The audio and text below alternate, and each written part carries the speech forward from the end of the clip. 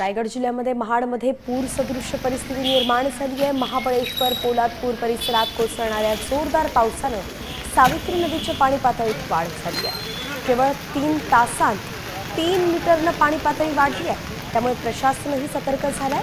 सावित्री नदीचं पाणी लाटांप्रमाणे किनाऱ्यावरती आढळत आहे। तर महाडमधील पूर सदृश्य परिस्थितीचा आढावा घेतलाय आमचे प्रतिनिधी सचिन कदम यांनी। पाहूया।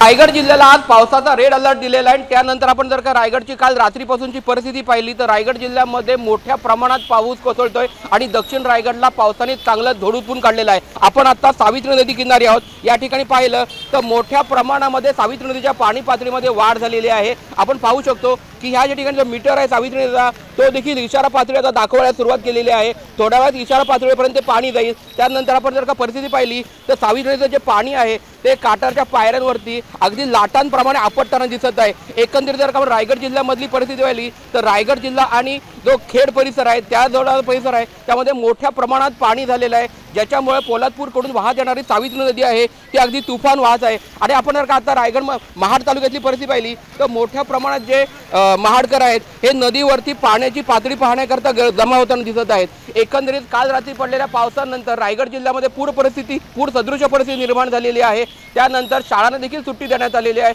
सचिन कदम, साम टीव्ही, रायगड। आता isakal.com आहे देशातील नंबर 1 ची मराठी न्यूज वेबसाईट। प्रत्येक अपडेटसाठी isakal.com ला नक्की भेट द्या।